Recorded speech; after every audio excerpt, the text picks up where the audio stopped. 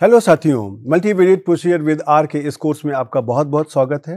आपको याद होगा कि पिछले लेक्चर में हमने एक अपना जो मीन होता है पैरामीटर म्यू, उसके बारे में one sample test of hypothesis को डेवलप किया था और देखा था कि हम उसको किस प्रकार से आर सॉफ्टवेयर में एग्जीक्यूट करते हैं।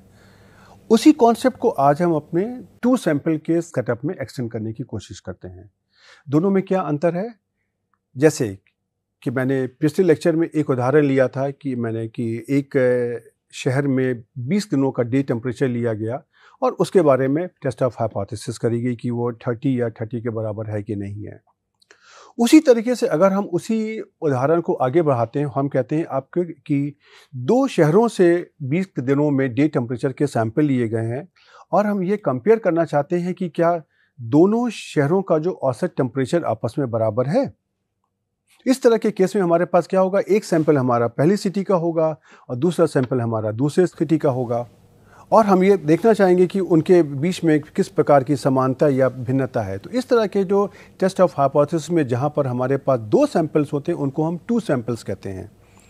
और टू सैंपल टेस्ट के केस में हम अपना टेस्ट ऑफ हाइपोथेसिस कैसे करते हैं, चलिए हम इसके बारे में इस लेक्चर में बात करते हैं। देखिए, जिस प्रकार से मैंने अपने पहले वाले केस में कुछ एजम्पशन लिए थे, उसी तरीके से हम अपने टू सैंपल टेस्ट के केस में भी कुछ एजम्पशन लेंगे।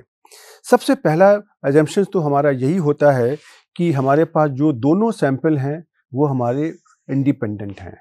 ये हमारे डिपेंडेंट भी हो सकते हैं, इसके बारे में हम बाद में बात करेंगे। डिपेंडेंट का क्या मतलब है कि अगर मैंने एक सेट ऑफ पेशेंट्स लिए और उनका मैंने ब्लड प्रेशर लिया और उनको मैंने एक दवा दी और उनका मैंने ब्लड प्रेशर आफ्टर मेडिसिन, उनको दवा देने के बाद में उनका ब्लड प्रेशर में क्या परिवर्तन आया उसकी रीडिंग ली। तो क्या हुआ, हर एक इंसान पर अगर हमारे पास सपोज मान लीजिए कि दो पेशेंट हैं तो उसकी मैंने पहले रीडिंग ली और उसके बाद में रीडिंग ली। अर्थात एक ही ऑब्जर्वेशन पर हमारे पास दो ऑब्जर्वेशन आए। इस तरह के केस में हमारा जो दो सैंपल के ऑब्जर्वेशन बनेंगे ये हमारे इंडिपेंडेंट नहीं होंगे बल्कि वो डिपेंडेंट होंगे। लेकिन जो अभी हम टेस्ट की बात कर रहे हैं, यहाँ पर हम ये बात कर रहे हैं कि हमारे दोनों सैंपल हमारे आपस में इंडिपेंडेंट हैं और उनकी जो पॉपुलेशन वेरिएंसेस है वो हमको पहले से नोन है, राइट। और हम ये मानेंगे कि उनका जो भी पॉपुलेशन डिस्ट्रीब्यूशन है वो हमारा नॉर्मल है। अब नॉर्मल है, लेकिन अब साथ में समस्या आती है कि उनके हमारे मीन किस प्रकार के हैं और वेरिएंस किस प्रकार के हैं। तो सबसे पहले हम ये मानते हैं कि हमारे पास यहाँ पे दो सैंपल हैं और जो हमारा पहला सैंपल है उसको मैंने नॉर्मल पॉपुलेशन से ड्रॉ किया जिसका मीन था हमारा μ1 और वेरिएंस था सिग्मा 1 स्क्वायर।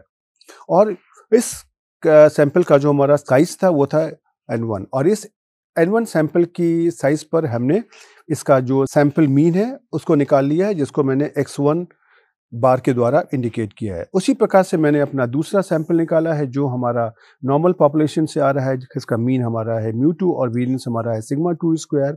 और यहाँ से मैंने n2 ऑब्जर्वेशन निकाले हैं और इस n2 ऑब्जर्वेशन की बेसिस पर हमने अपना सैंपल मीन x बार 2 निकाल लिया है।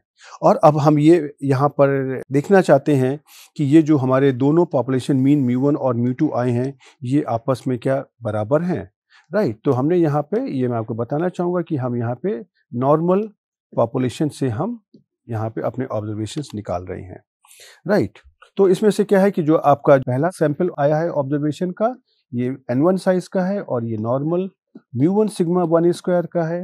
जो आपका दूसरा सैंपल है सैंपल नंबर 2 ये आपका n2 साइज का है, ये आपका नॉर्मल μ2 सिग्मा 2 स्क्वायर से आया है और इसकी बेसिस पे हमने जो पहले सैंपल का हमारा सैंपल मीन है x1 बार और दूसरे सैंपल का हमारा सैंपल मीन है x बार 2। तो ये हमारा सेटअप है। अब यहाँ पे देखिए, हम यहाँ पे जो हाइपोथेसिस है उसको हम अलग अलग तरीके से फ्रेम कर सकते हैं। यहाँ पर हमने पहले आपकी H0 है, ये तो हमारी हो गई μ1 = μ2। इसके अगेंस्ट में अगर हमारी ऑल्टरनेटिव हम ऐसा भी कर सकते हैं टू साइडेड हाइपोथेसिस, अर्थात H1 μ1 is not equal to μ2। और अगर हम एक और कॉम्बिनेशन लेते हैं कि H0 हमारी जो है μ1 = μ2 है लेकिन हमारी ऑल्टरनेटिव हमारी हो गई μ1 > μ2, राइट। तो दोनों में क्या फ़र्क होगा, जो पहली वाली हाइपोथेसिस तो ये तो हमारी टू साइडेड टेस्ट में आ गई और ये जो हमारी है यहाँ पे है μ1 > μ2 तो ये हमारी राइट टेल टेस्ट में हो गया, राइट। उसके साथ ही अगर हम अपनी तीसरी हाइपोथेसिस को लें तो ये हमारी क्या है, H0 μ1 इक्वल टू μ2, और इसके साथ में मैंने ऑल्टरनेटिव ली है H1 μ1 इज लेस देन μ2। तो ये हमारा क्या हो गया, ये हमारा लेफ्ट टेल टेस्ट हो गया। और आपको याद है कि जब हमने अपने आर कमांड की बात करी थी तो उसमें से हमारा एक ऑप्शन होता है ऑल्टरनेटिव। तो जब हम टू साइडेड की बात करते हैं तो हमको TWO.SID डिसाइडेड करना पड़ता है। राइट के केस में मुझे देना पड़ता है ग्रेटर का कमांड, और लेफ्ट टेल टेस्ट में हमको देना पड़ता है स्मॉलर का कमांड, राइट। तो ये स्मॉलर और ग्रेटर देन साइन कहाँ से आते हैं, वो यहाँ से आते हैं हमारे, राइट। अब यहाँ पर हमको क्या है कि जो μ1 और μ2 हमको अननोन है, तो हम इनके बारे में इन्फरेंस निकालने के लिए हम यहाँ पे सैंपल मीन x1 बार और x2 बार को हम इस्तेमाल करते हैं। तो अगर हमको इस μ1 माइनस μ2 के बारे में कोई इन्फॉर्मेशन लेनी है तो यह इन्फॉर्मेशन हमको x1 बार माइनस x2 बार के द्वारा भी मिल सकती है, राइट। तो इस कॉन्सेप्ट का हम यहाँ पर इस्तेमाल करते हैं और हम ये एज्यूम करते हैं कि हमको दोनों sigma 1 square sigma 2 square known है, दोनों पॉपुलेशन हमारी नॉर्मल हैं, और यहाँ पे sample size n1 and n2 हमारे लार्ज हैं, मतलब कि मोर देन 30 हैं, राइट। अब हमको ये पता है कि जो हमारा सैंपल मीन का डिस्ट्रीब्यूशन होता है वो हमारा नॉर्मल μ1 सिग्मा 1 स्क्वायर होता है। तो यहाँ पर हमने इसको ऐसे लिख लिया, सैंपल मीन x/2 का हमारा डिस्ट्रीब्यूशन में हमारा normal μ2 sigma 2 square upon n2 हो जाएगा। और इसकी बेसिस पर हमने अपनी स्टैटिस्टिकल प्रॉपर्टीज़ को इस्तेमाल करते हुए ये देखा कि expected value of x1 bar minus x/2 μ1 minus μ2 के बराबर है, और variance of x bar 1 minus x/2 sigma 1 square upon n1 plus sigma 2 square upon n2 है। और चूंकि ये इंडिपेंडेंट है इसलिए जो उनका कोवेरियंस टर्म है वो आपका 0 हो जाएगा। और इसकी बेसिस पर मैंने अपनी यहाँ पे Z स्टैटिस्टिक्स तैयार करी। अब आपको यहाँ पे एक बात का ध्यान देना है कि यहाँ पर हमारी जो हाइपोथेसिस थी H0 μ1 इक्वल टू μ2, इसको मैंने कन्वर्ट कर लिया है H0 μ1 minus μ2 equal to 0, right. तो जो हमारी इसके करस्पॉन्डिंग जो हमारी ऑल्टरनेटिव हाइपोथेसिस होंगी वो भी हमारी μ1 माइनस μ2 के टर्म्स में हो जाएंगी, जैसे कि μ1 minus μ2 not equal to 0, less than 0, greater than 0, right. तो अगर हम इसको एक और जनरल अगर करना चाहें अगर हम, तो इसको हम यहाँ पे H0 μ1 माइनस μ2 की जगह अगर यहाँ पे हम D भी कर सकते हैं। तो हम यहाँ पे इसको भी ऐसा भी कर सकते हैं कि H0 μ1 minus μ2 is not equal to D, less than equal to D, और greater than equal to D, ऐसा भी कर सकते हैं। इस बात का आपको ध्यान रखना है। और यही चीज़ देखिए मैंने आपको यहाँ पे दिखाने की कोशिश करी है। इस स्टैटिस्टिक्स को मैंने ऐसे लिखा है x1 bar minus x/2 minus 0। तो 0 ये जो है, जो मैंने D का सिंबल यहाँ इस्तेमाल किया है, ये इसको दिखा रहा है।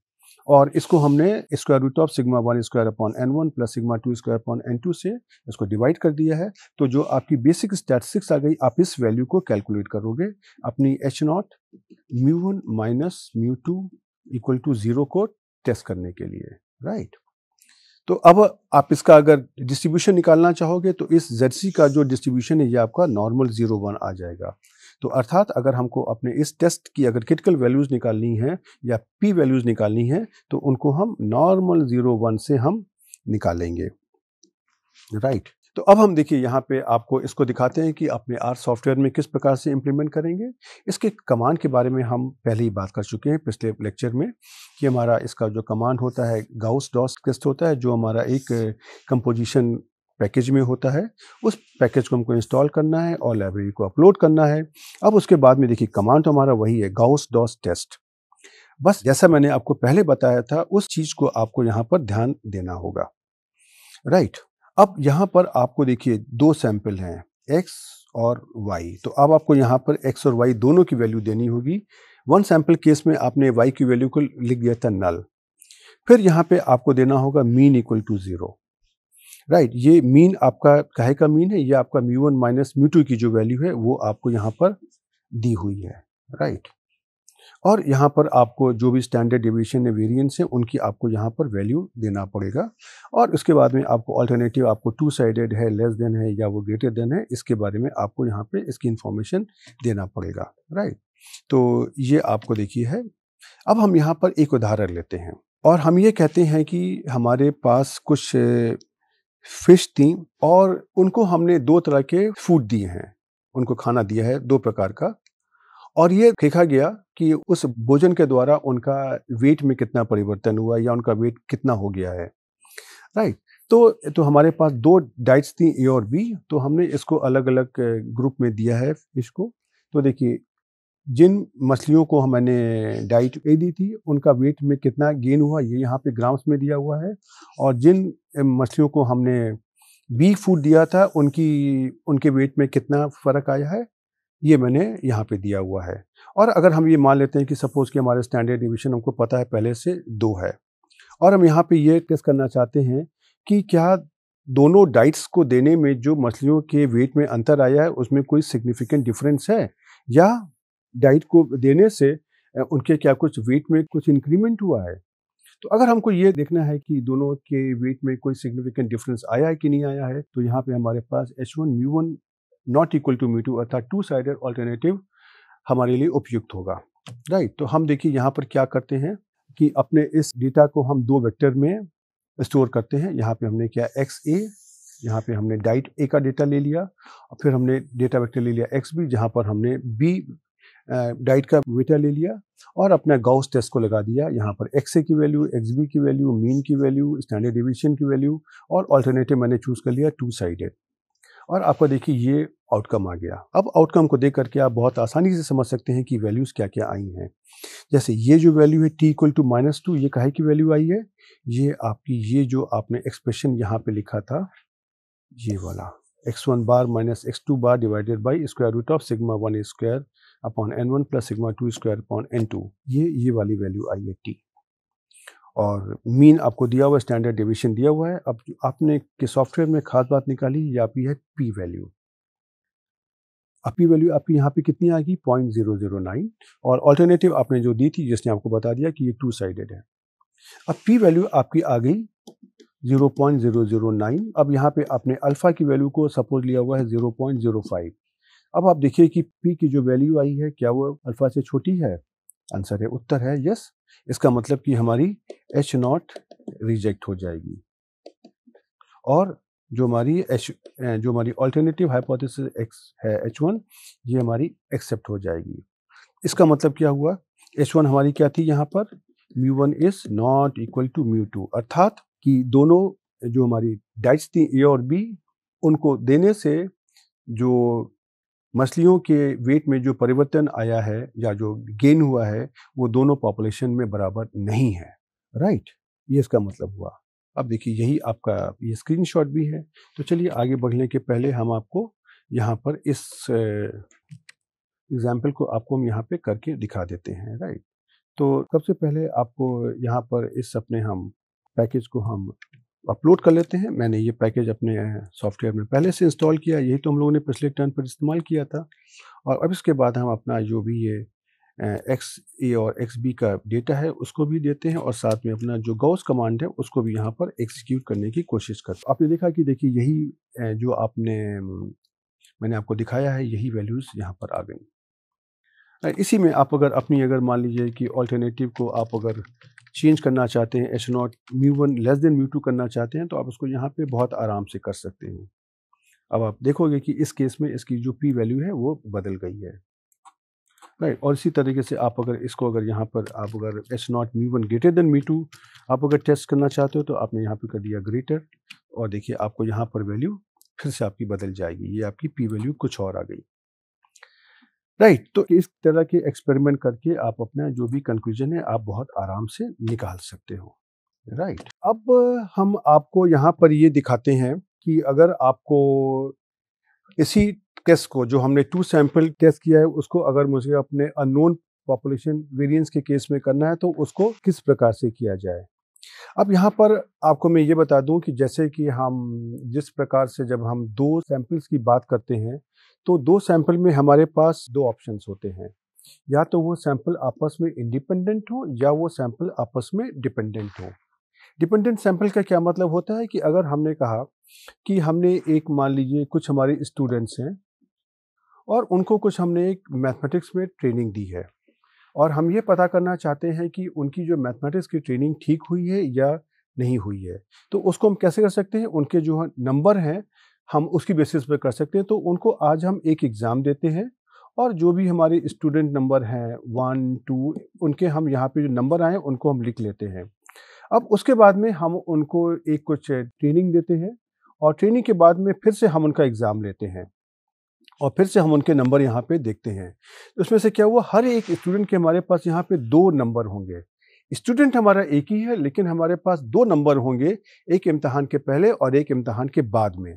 तो इस तरह के ऑब्जर्वेशन को हम कहते हैं पेयर्ड सैंपल बोलते हैं। लेकिन हम अभी जो यहाँ पर करने वाले हैं, यहाँ पे हम अपने इन सैंपल्स को इंडिपेंडेंट मान रहे हैं, राइट? अर्थात हमने 2 जगह से अलग-अलग सैंपल लिए हैं और हम उनके बीच का जो मीन है उसके बारे में कंपैरिजन करना चाहते हैं, राइट? तो अब आपने देखा कि जब हमको दोनों अगर पॉपुलेशन वेरिएंस अगर नोन होते हैं देन हम नॉर्मल डिस्ट्रीब्यूशन का इस्तेमाल करते हैं। और आपने देखा था पिछले लेक्चर में कि जब हमने वन सैंपल टी टेस्ट के बारे में, जहाँ पे हमारे पास एक ही सैंपल था और वेरिएंस हमारा अननोन था, वहाँ पर हमने अपने वेरिएंस को सैंपल से एस्टिमेट कर लिया था और हमने वहाँ पर टी डिस्ट्रीब्यूशन का केस किया था। उसी प्रकार से यहाँ पे जब हमारा 2 सैंपल केस है और अगर हमारे दोनों वेरिएंस अननोन अगर हैं तो भी हम यहाँ पर टी डिस्ट्रीब्यूशन का केस हम यहाँ पे करते हैं और हम टी डिस्ट्रीब्यूशन को इस्तेमाल करेंगे। तो यहाँ पर हमारे अजम्पशंस क्या हैं? हमारे अजम्पशंस हैं कि दोनों हमारी जो पॉपुलेशन है, दोनों हमारी नॉर्मल हैं और उनके जो हमारे वेरिएंसेस हैं वो हमारे इक्वल हैं। वो हमको अननोन है लेकिन इक्वल हैं। और अगर हमारा सैंपल साइज़ अगर बड़े साइज़ का है, जैसे मोर देन 30 है, तो हम यहाँ पे नॉर्मल 0, 1 को भी इस्तेमाल कर सकते हैं।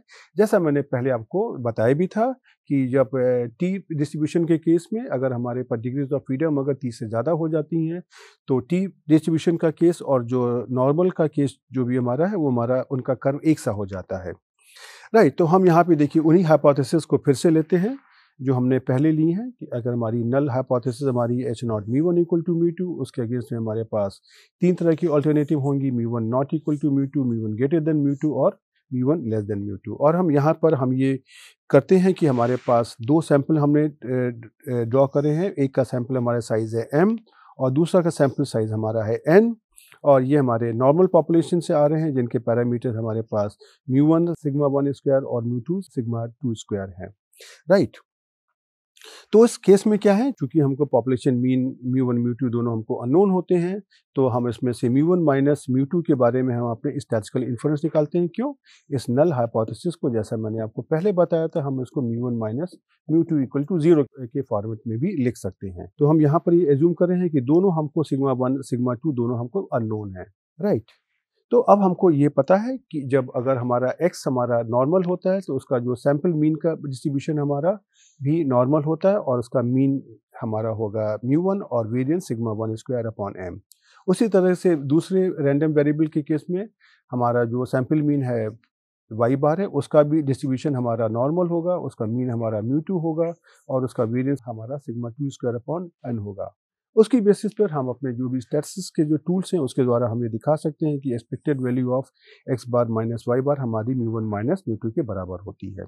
और यहाँ पे अब हम अपना पूल्ड वेरिएंस हम लगाते हैं और पूल्ड वेरिएंस में हम क्या करते हैं, हम अपने x और y दोनों के जो m और n सैंपल हैं उनके द्वारा हम अपने सिग्मा स्क्वायर को एस्टिमेट करने की कोशिश करते हैं, राइट? तो आप देख लेंगे ये हमारा इस प्रकार का है 1 upon m plus n minus 2। ये समेशन हमारा एक्साइज के ऊपर है, m वैल्यूज़ के ऊपर, और ये समेशन हमारा y की वैल्यू के ऊपर है जो हमारे n संख्या में है। और उसी की बेसिस पर हम अपना जो भी टेस्ट स्टैटिस्टिक्स है उसको इस प्रकार से डिफाइन करते हैं।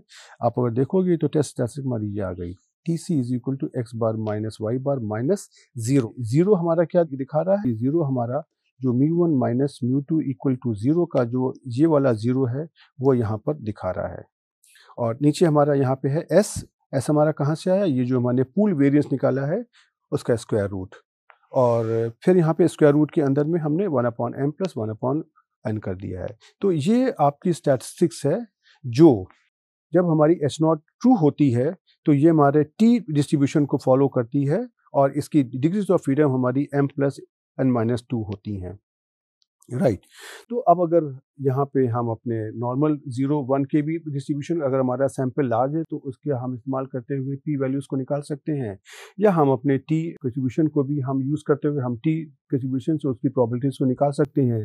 लेकिन इसमें मुझे कोई समस्या नहीं है, क्योंकि हम अपना जो सॉफ्टवेयर की बेसिस पर हम जो भी टेस्ट ऑफ हाइपोथेसिस कर रहे हैं वो हमारा p वैल्यू के ऊपर डिपेंडेंट है। तो इन चीज़ों के बारे में हमारा आर सॉफ्टवेयर उनको अपने आप से कंसीडर कर लेता है। तो चलिए अब हम आपको यहाँ पे एक छोटा-सा उदाहरण लेते हैं और उसके आपको करके दिखाते हैं हम। यहाँ पर मैंने क्या किया कि हमारे पास यहाँ पे 2 इंडिपेंडेंट सैंपल हैं, लेकिन उनका पॉपुलेशन वेरिएंस अननोन है। तो यहाँ पे क्या है, हमारे पास कुछ फिशेज़ हैं जिनको हमने 2 तरीके के डाइट्स दिए, खाने का सामान, जैसे डाइट ए और डाइट बी।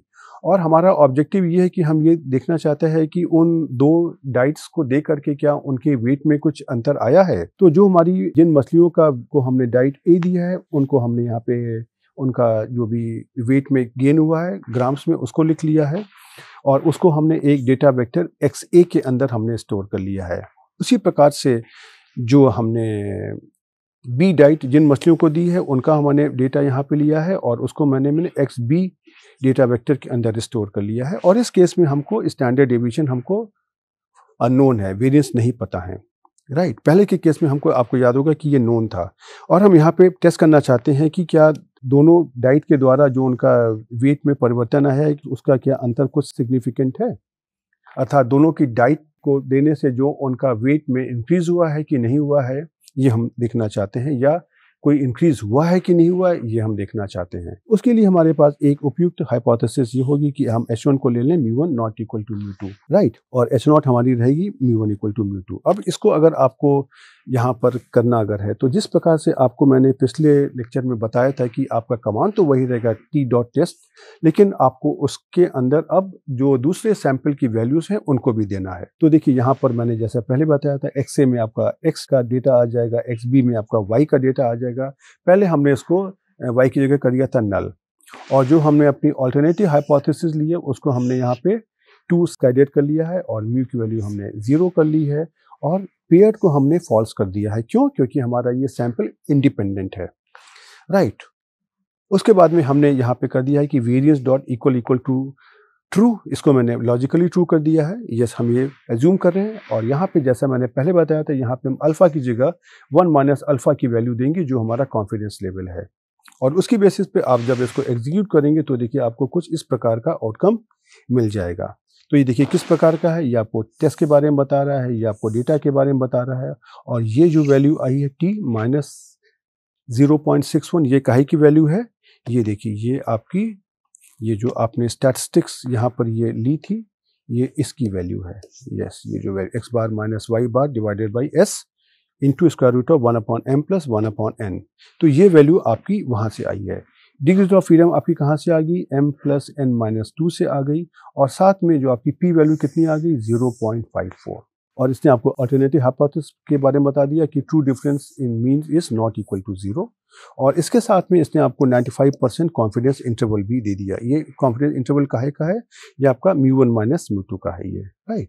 और उसके बाद में इसने आपको, ये आपकी लोअर कॉन्फिडेंस लिमिट है और ये आपकी अपर कॉन्फिडेंस लिमिट है, और जो उसके सैंपल एस्टिमेट्स आपके आ गए, ये आपका x का मीन वैल्यू आ गया, ये आपका y का मीन वैल्यू आ गया, राइट। अब इसमें से आप इसका जब कंक्लूजन लेते हैं तो आपको ये दिखाई पड़ेगा कि आपकी यहाँ पे p की वैल्यू कितनी आ रही है, 0.54, और अल्फा की वैल्यू आपने कितनी ली है, 0.05।